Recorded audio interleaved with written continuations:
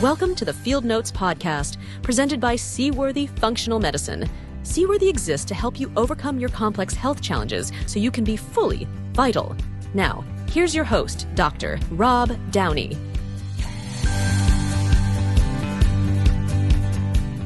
How is trauma stored in the body, and what is the state-of-the-art way to understand that so that people can not only heal and recover from trauma, but do it in the most accelerated fashion?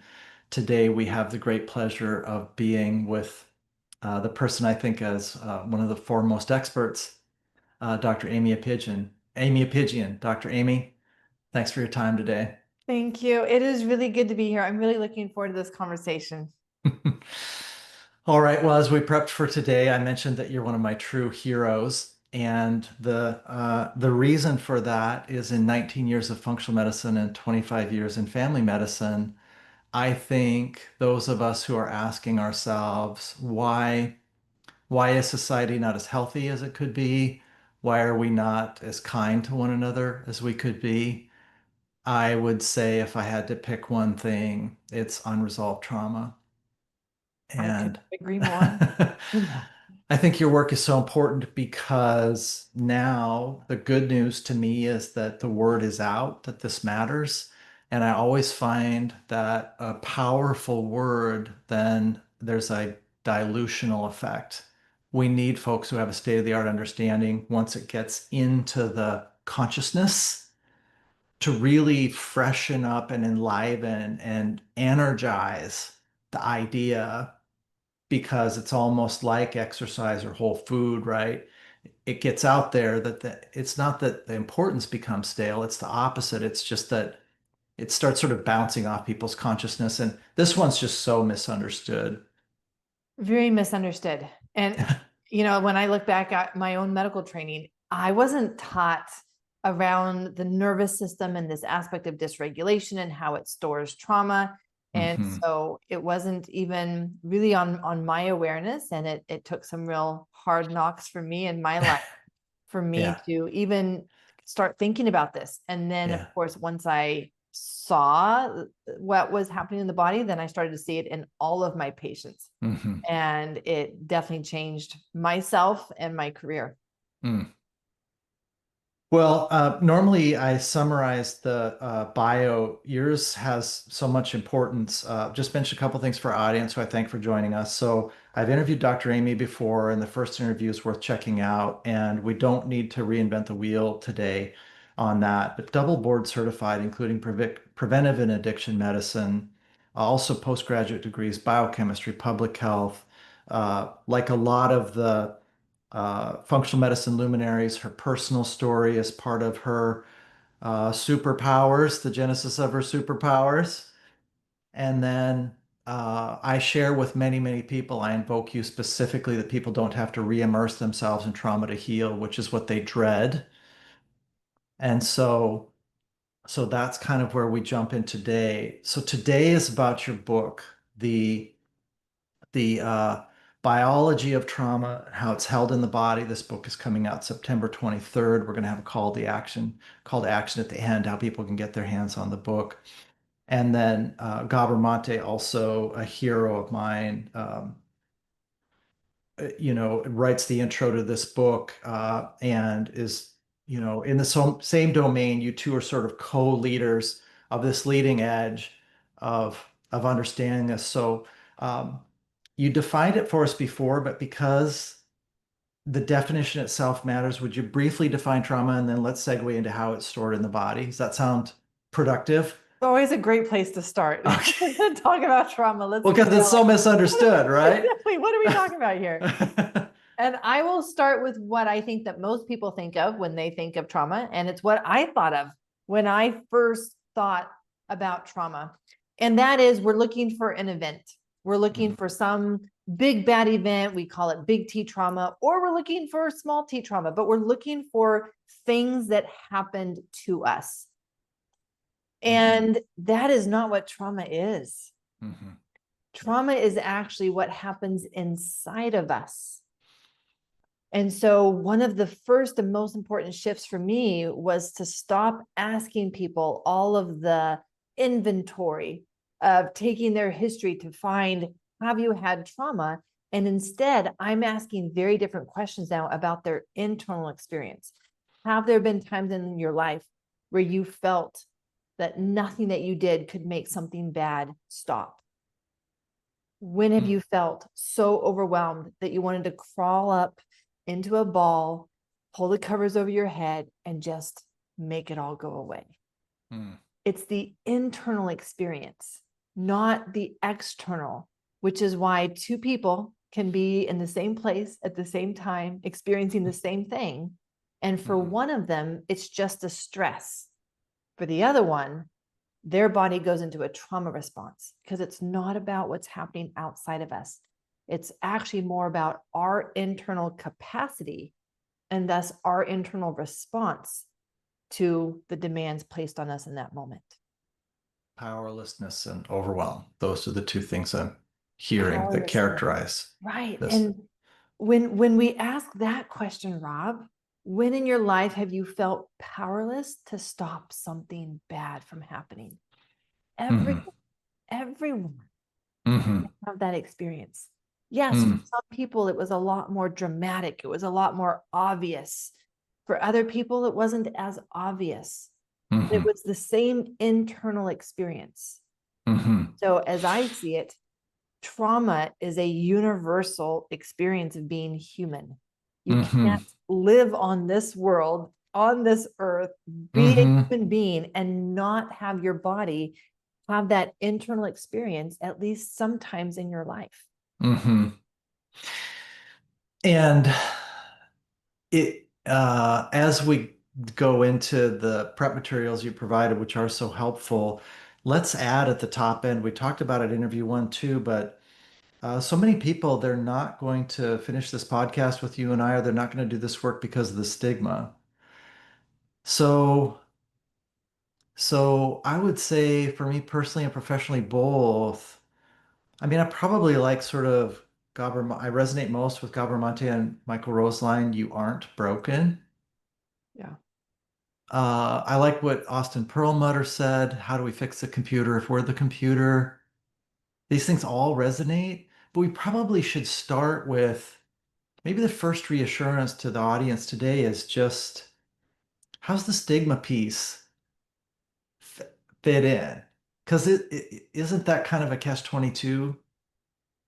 It is. And so many people that I talk to, they come to my courses now and they're saying, I'm not sure I really relate to having had trauma. And I get it because that was me.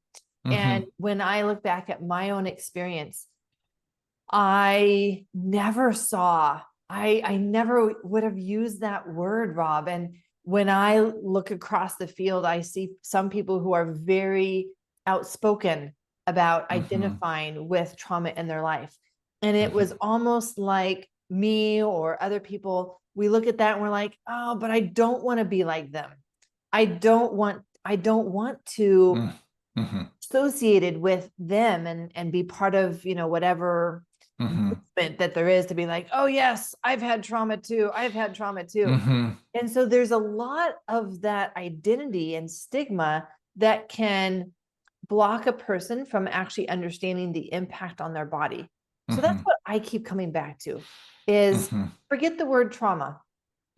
Let's just use the word overwhelm. Overwhelm is what is the internal experience of something that feels unbearable, unbelievable. So let's use the word overwhelm. And that way we don't even have to get hung up on the word because it's really the internal experience that we're looking for. And Rob, the impact of that internal experience on our physical health.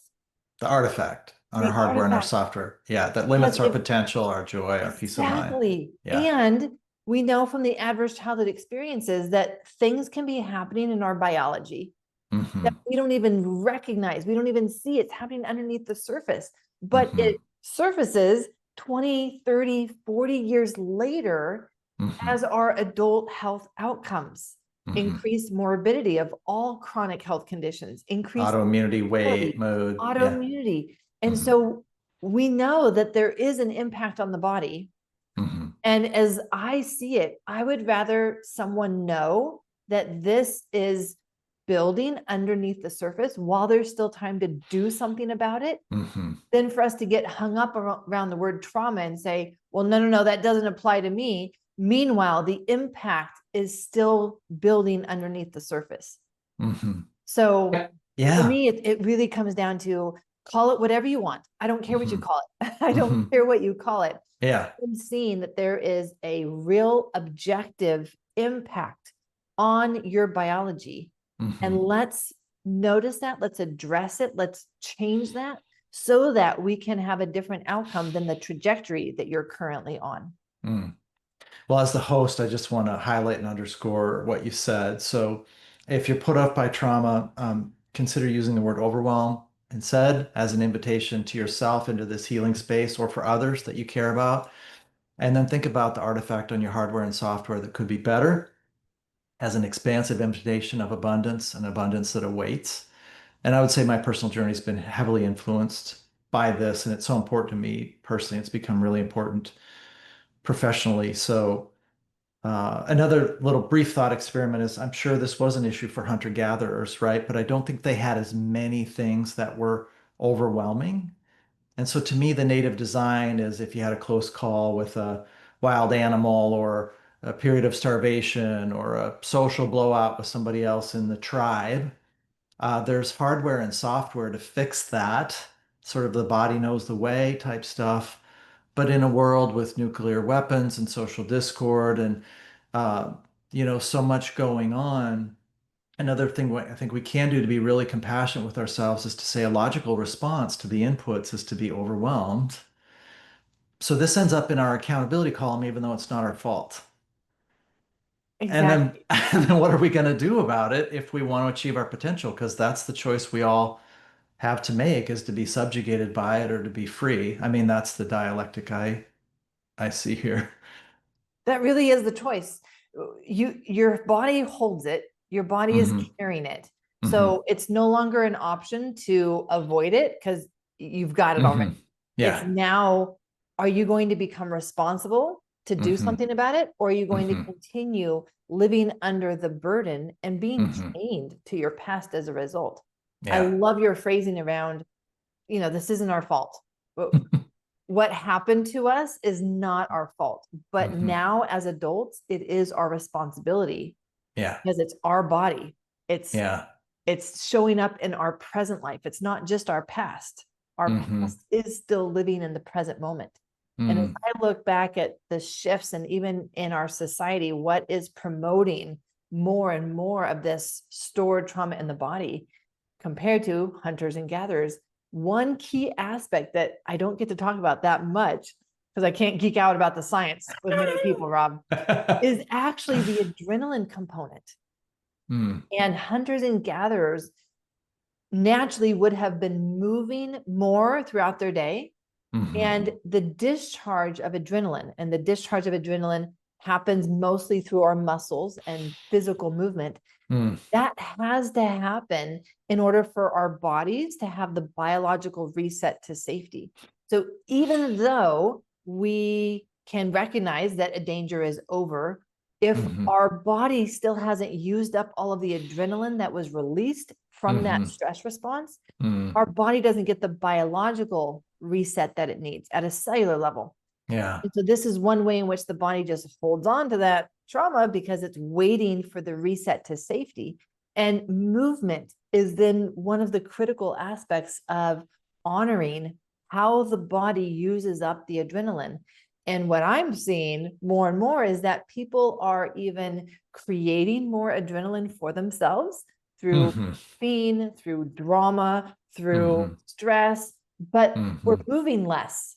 We're in front of our computers. We're sitting down to do work all day. We're not actually using up the adrenaline. So I talk about this in my book, but one of the key aspects is weighing of looking at how much adrenaline am I creating every day? And does it equal the amount of movement that I'm getting in?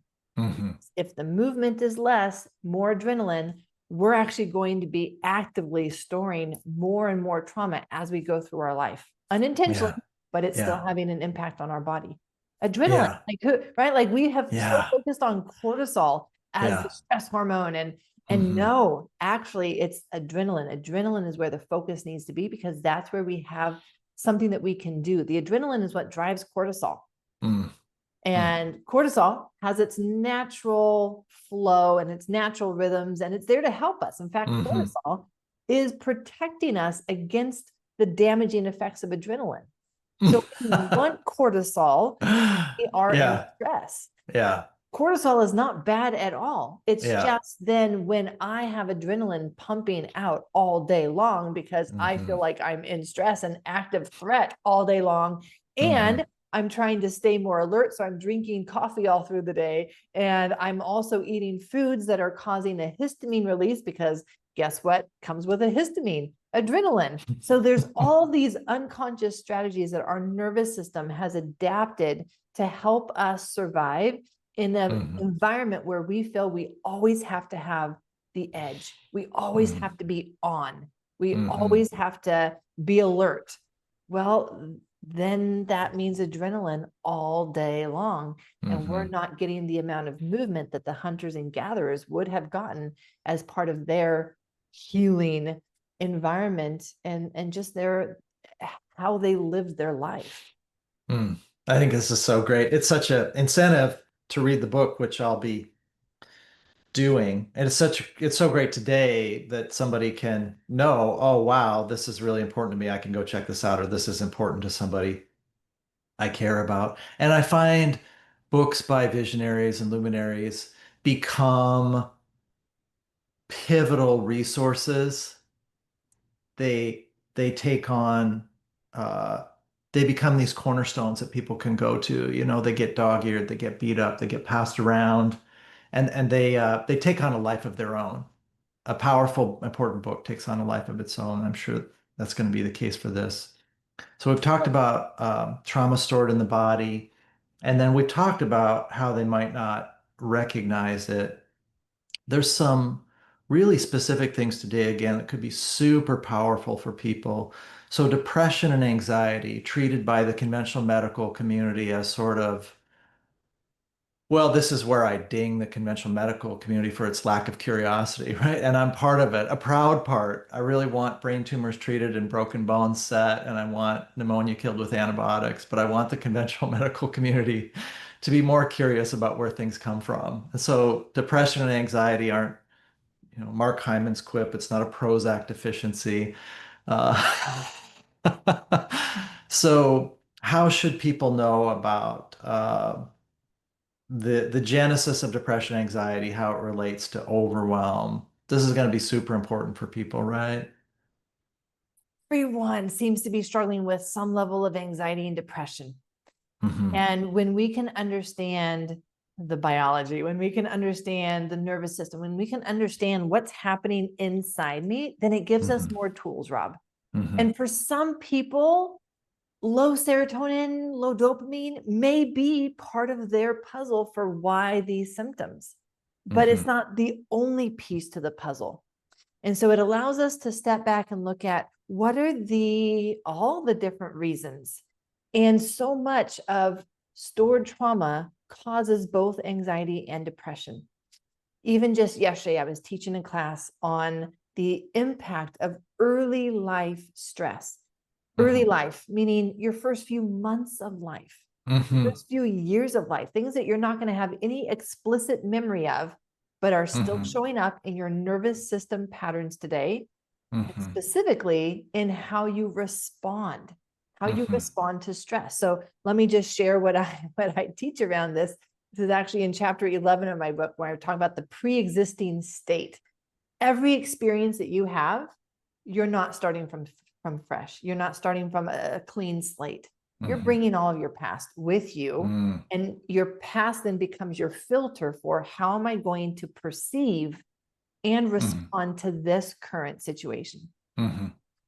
And so many people have patterns of the coupling between activation or stress and overwhelm. And so they have experiences in their early life where they were not able to speak up for themselves. They were not able to get the regulation that they needed. They were not able to get the amount of touch or eye contact that they needed in order to feel safe enough. But their parents, well-intentioned, always doing the best that they could at that time in their life, were busy, were distracted, had other things going on. And even we look at the babies who are born premature. Here they are needing life-saving measures, but those very life-saving measures are also programming this overwhelm into their nervous system by maybe taking them to the NICU where there's bright lights, and every once in a while someone comes and causes them pain. The baby doesn't know what it's for, but the medical staff knows that they need to get blood. So they need to poke the heel of the baby and squeeze it really tight to get blood drops in order to run labs. But for the baby, that is an environment now where it never knows when the next painful incident is going to happen. It's always waiting then. When is the next time that they're going to come, and for no reason that I understand, they're going to hurt me, and I can't get away. I can't crawl away. I'm not big enough yet. I can't move. I can't make this bad thing stop.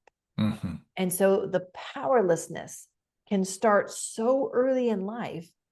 And because it happened pre-verbally, we don't have explicit memory of this, and because it's normalized, we don't associate it with, oh, this has become my nervous system. And so now as an adult, when a hard thing happens, when stress happens, when there's a challenge or a problem, I seem to get overwhelmed, and I get overwhelmed quickly. And I fall into this sense of I can't do it. And I have to exert a lot of energy in order to be able to do it. And we're constantly then learning to push through. But that's my question for them, Rob, is what are you having to push through? Well, they'll use words like exhaustion. They'll use words like fatigue. They'll use words like, well, I feel like I'm an introvert, but I'm having to push through that in order to do this networking that I need to do for my business. So this concept of having to push through, Rob, that causes depression because we're having to use so much energy to push that down in order to try to be what we feel we need to be in that moment. And that energy drain over time creates the depression. The anxiety, of course, is part of, well, what if I can't push through? What if I'm not going to be able to do everything that I need to do to be okay with my business, with my family, with my marriage, with my kids, with my health? There's so many ways in which we find ourselves needing to push through in order to feel like we're going to be okay enough. And that's also a big part of anxiety and depression that people aren't recognizing, because it's not only going to be a neurotransmitter balance. Now, I will say that there are some people who have biochemical imbalances, who have toxins, who have inflammation. I'm sure you talk to your people about microglia and what happens when they get primed.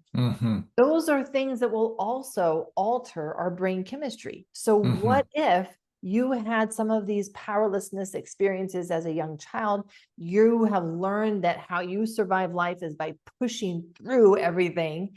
And now adding on top of that, you have lower serotonin activity, and you have lower dopamine activity, maybe even lower GABA. Let's throw that in as well. Why not? Because that's what happens when we have brain inflammation. This is a perfect setup for inner experiences of overwhelm now as an adult.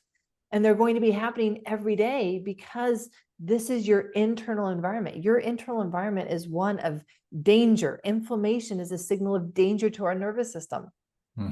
And so we're getting this internal environment. That's why I call it a biology of trauma. Our own biology sets us up for ongoing overwhelm and overwhelm and overwhelm. And this is how the effect and the impact actually accumulates over time and becomes our diseases once our body says, I can't do this anymore. I can't push through at this level anymore. Fantastic. I want to just stop and have everybody just let that settle a minute for what Dr. Aimie said. Just feel it in your body.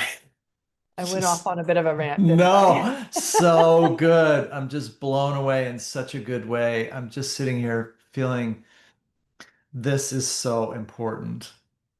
You, Gabor Michael Roseline, these folks I'm talking to in this last year and asking myself, what are my contributions? Where's my focus? What do I do year 20 of functional medicine? Where does my career go?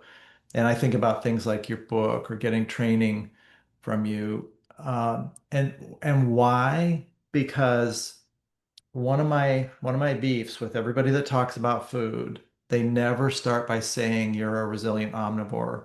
They always say your immune system cross reacts between gluten in your brain, legumes can get you, nightshades, sugar, dairy milk products. We're not starting from a place of abundance and resilience. And so the unintended sum total consequence of the thought leaders who are, again, well-intentioned, just like a parent, is they're creating a sense of constriction, restriction, unsafety. And I really, really, really wish they'd stop and say, we are resilient omnivores. Our bodies know the way. I had a brilliant mentor and naturopathic doctor trained in Bastyr. And because she taught me the body knows the way in the early going, my first year of functional medicine, I kept coming back to that over the years when I go to mindfulness retreats with the monastics from Thich Nhat Hanh's tradition. They're vegetarians. They're eating gluten every day. They're popping the tight junctions open in their gut 3 times a day. None of them appear to have gluten-mediated sort of mood encephalopathy. Why? Because they're resilient. So this is so important. This is the deep reset. It's like the whole field. I mean, I think of things like fractal, transformational, watershed, sea change the whole field of what's happening. When people want a deep reset, this is where the action is. So yeah, there's another rant. There's another rant. Go to the true root cause. Yeah, because then everything's, then the root. dominoes start tipping. People want to know why they're stuck. And then they say the supplements aren't working. The paleo food plan isn't working. The elimination diet isn't working. I did the free cortisol testing. I did the NutriVal. By the way, this is why so many micronutrient analyses come back just hammered across the board, that all the nutrients are deficient. There's no digestive fire. There's not enough amino acids because they're in shutdown for this reason that you invoked.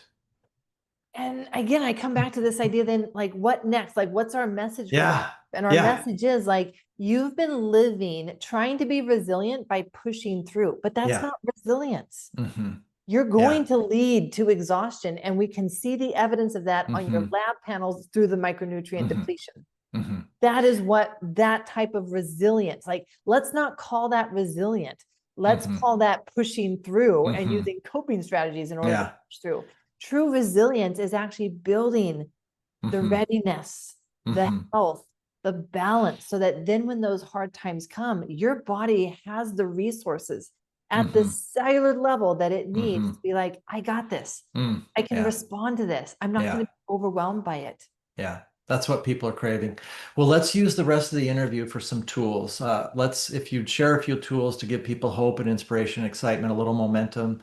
And then another big thing I've learned now in 5 or 6 years of the podcast, it took me a long time to realize it, but this format has a call to action. People can do a program, they can check out your summit, they can read your book. And so I really think the podcast is more as a content creator, it's more about getting a chance to look under the hood of the way a luminary thinks about things. So the person can say, wow, this person's like me. They've had hardship. They didn't know all this stuff before. They were overwhelmed too. And now here's this radiant person, bright-eyed, sitting there saying, you can do this. So let's just share a couple of the coolest tools where you're at now in your expertise that'll give people a sense of hope and enthusiasm. And it's my favorite thing to do is to share hope. It really is. And when I look at, my message of biology of trauma, and everybody's like, oh, trauma. And I'm like, no. Exactly. Like hope. Biology of trauma is a message of hope because it allows us to see what are the tools that we have available. It's not a doom and gloom. It's not this is your life sentence, so just accept it. It's this is what's happening. It's like lifting the hood and being able to see, like, what are all the aspects and what would be the next best step for me? There's a lot of things that need to be done, right? Especially if we've been running our car on fumes for years. There's a lot that needs to be done, but we're not a lot of wonderful opportunities. But we're not going to start with everything. Yeah. That would be overwhelming. And we don't do overwhelm anymore. Yeah. Beautiful. First rules that I tell my people. Say it after me. We don't do overwhelm anymore. We do not do overwhelm anymore. I'm in. That's right. I'm paying close attention today because this is my current personal project, as if no one could tell, right? I mean, this is my stuck point right now. Yeah. Well, then let's talk about the tools, because when I am working with someone and they're coming in and they're stuck for whatever reason at whatever level of personal development that they've achieved, there's always one level that is going to be the highest priority for what's keeping them stuck. Let me go through those 3 levels, because there will be tools at each of those 3 levels. One level is the most obvious one, the mind. And we all know by now that how you talk to yourself actually matters. The thought that runs through your head when you look at yourself in the mirror actually does make a difference. Your mind and your body are inseparable. They are one system. So what happens in our mind cannot be separated from our body. So the mind is going to be one level. And an important level is looking at what are the beliefs that I hold about myself, about others, and the world. Many people who have stored trauma in their body have a belief that life is always going to be hard. Not everyone, but that is a common belief that I keep hearing. And it's just because that has been our experience. Life has been hard. And the more that our body has a trauma burden, the harder life does become. So that's one of the unfair things about trauma, is that trauma makes life harder for us. Doesn't make it easier, it makes it even harder for us. But the mind is actually usually more an expression of the biology. And so when I have a thought, I'm working with someone and we're working to change their thoughts, I'm actually working to have them put distance between themselves and their thoughts so that they don't think that their thoughts are them. And they can say something like, isn't that interesting? I just had the thought that life is hard. And that allows some separation. So now let's focus on the other 2 levels that need repair for stored trauma in the body. Well, let's talk about the body. Like what gets actually stored at the body, at the tissue level? The biology is, one of my favorite levels to talk about, because as a physician, that's where I feel like my biochemistry can shine out and I can geek out on that. But the body was one of the critical pieces for me. And what am I talking about when I talk about the body? I'm talking about the learned movement responses. I'm talking about the movement of self-defense that seems programmed in my body to not even try to defend myself, the more trauma that I have stored in my body.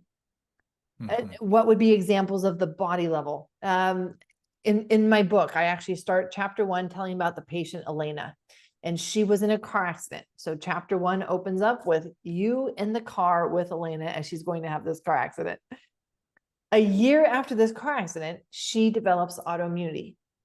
She thinks it came out of the blue, not realizing, no, that car accident meant so much more to you than just a car accident. It had a deeper meaning. Things were not going well in other areas of your life. And it was just one more thing. And it was the last straw that broke the camel's back. But because of that, every time that she drove that section of the road, her body would have a response. She would start sweating. Her heart would start racing. She'd notice her knuckles tightening on the steering wheel. her body was having a response, and she would have this response even before she even recognized, oh, that's right, this is where it happened. So it wasn't that her mind was creating this response. Her body was remembering, we remember what happened right here. We saw that car right over there. Like, our body is always picking up the sensory information, sight, sound, smell, and informing us whether we are safe or in danger. Because she hadn't had that full reset to safety, that section of the road, seeing the associated sights that she had at that time of the car accident, were the information of, we think we're still in danger. We think we're still in danger, giving her body that response. I shared that it was a really critical piece for me as well. One of the examples of this is when I was 12, I had a situation happen where we were traveling internationally. Someone broke into the room where I was sleeping at night, and they targeted me. And so I wake up completely dark, completely black, and I'm laying on my right side. And next thing I know, there's a hand that comes over my mouth. He whispers in my ear that he'll kill me if I make a sound. I'm 12 years old at the time. And so I believe him, and I don't move. I don't speak up for myself. I don't try to defend myself. That experience stayed with me, partly because my parents didn't even know how to help me process that. And so it didn't get processed. It didn't get resolved. So my body carried it, even though on the surface I seemed fine. I seemed fine. But every time, even into my 20s and my 30s, when I would wake up at night, it would be pitch black and I'm laying on my right side, I'd start to have a panic attack. The body remembers these things. And so I needed to redo that story. And the way that I did it is I waited until I had enough somatic self skills, because I was now in training for somatic experiencing.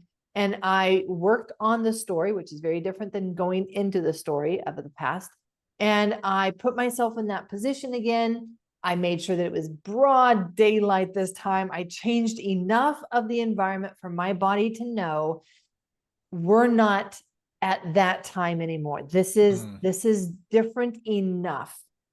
And what I was able to do was this time go through the story, but pause it. And so I lay down and I imagine myself at that place again. And I imagine that hand, the first sensation that I really noticed. And now I'm able to pause the story. Okay, there's a hand. What do I want to do? I want to turn around and I want to kick the guy. I want to punch the guy. And so this time I allowed myself to do that. And it was able to resolve that body memory. And I've never woken up in a panic when I've had those circumstances again. It allowed my body at the muscle level, at the tissue level, to feel like, okay, we've defended ourselves. Woo, that was hard, but we did it. As opposed to, I'm still feeling like I'm trapped there. I'm still feeling like I'm stuck there and I can't move because he told me he would kill me if I moved. Yeah. That's the body level. That will also need to be repaired. And then we go to the biology level. You and I have talked about the biology level, so probably don't need to go into that as much, but looking at what are the long-term impacts of this kind of tension, stress, stored memories of powerlessness that will cause mitochondrial deficiency. It'll cause toxins to build up. It'll cause the micronutrient depletion. It will cause these effects on our biology, and it will leave our biology vulnerable, susceptible. And so part of that repair for people will need to be repairing at the biology level so that they can truly have that reset to safety on mind, body, and biology level. So good. So good. Just awesome. Thank you for what you do. Oh my gosh. It's really meaningful. It's really, truly meaningful. Yeah. Yeah, I think pretty much everybody I get to talk to, but there's another dimension of it for me today. It's just Well, it's also transformative because for my part, I'll close with this, see if there's anything more you want to share. But right now, a bunch of people think that the world is their enemy, and they're conflating their past overwhelm with the nature of the world. And I really like what David and Austin Perlmutter said in Brainwash. They said, in many objective measures, the world is the best it's ever been. But that's not something you'd run into a person on the street and have them say, wow, infectious diseases, abundance, prosperity, global health, communication. So if anybody's out there hearing this and they think, I just want to feel better, ask yourself, is it possible I'm conflating my stored overwhelm with my perception of the world? And if you want a path forward, I do not know of a better path than what Dr. Aimie's doing. Our perception is everything. Yeah. We can think that we can tell the difference between our perception and reality, and we can't. Those are blended. Yeah.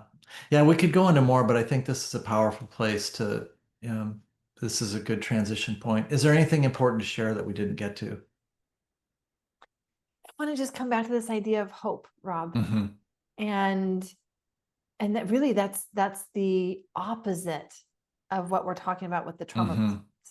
Trauma response kills hope. It kills joy. It kills the possibility. It leads to the constriction and restriction that you brought voice to. And this idea that the longer that we go carrying trauma, the smaller our world will become. That's what happens. That's one of the impacts. Our body becomes more diseased and we can eat less and less and less. Our relationships become more and more strained, and that aspect of our world becomes smaller and smaller, not expanding into the possibilities that is possible. And so that's the big picture of what I see, is that when we've experienced and are holding this trauma, our life, our world, our health becomes smaller and smaller. And a person gets to decide how small do they want their life to become before they're willing to say, let me do something different. And that's the moment when they get to choose personal responsibility. It is not my responsibility to heal the world. It is not my responsibility to change other people and what they think and what they believe and what they do. That's not worth my energy. What is worth my energy is starting the healing with me. And when I can start the healing with me, it actually creates the ripple effect, because then it allows you to even see what that could look like. And then you want it because you see my life going different. You see my sense of peace and joy and growth. And you're like, I want what you have. And then I'm like, well, here's how to do it, right? Yeah. Healing starts with you. I'm not going to heal you. Yeah. But I can model for you what it even looks like. And this is why I have so much hope. I have so much hope for the abundance and the possibilities, because I know that every individual that chooses this path for themselves creates the ripple effect for everyone else around them. And that's how we change the world. Lantern and a compass. We can't ask for much more than that. Right? Still going to be an adventure, but a good adventure. Yeah. A good adventure. And that's for me why it was really important for me to write this book, is that coming from my experience, even being a physician, and I still didn't even understand, like, how does my body actually work? How do I actually unpack and unburden my body from trauma? I didn't even know that. And if, as a physician with 2 master's degrees, I didn't know that, I'm guessing that a lot of other people didn't know that as well. And so for me, the book is, here's the manual for your human body. Here's your manual for your nervous system that keeps you alive and helps you survive. Yeah. Well, we'll put it in the show notes. Where can people find your book? They can find my book at biologyoftrauma.com. I've got some resources that come with the book. So not only purchasing the book, but then they'll get some resources and would love to connect with them. Fantastic. Thanks a million. Oh, thank you. Have a great day, Dr. Aimie. You too. Thanks for joining us for the Seaworthy podcast. Seaworthy exists to help people overcome their health challenges and be fully vital. If you think we've earned it, please consider giving this podcast a like, subscribing, and giving us a 5-star rating on the platform of your choice. Thanks.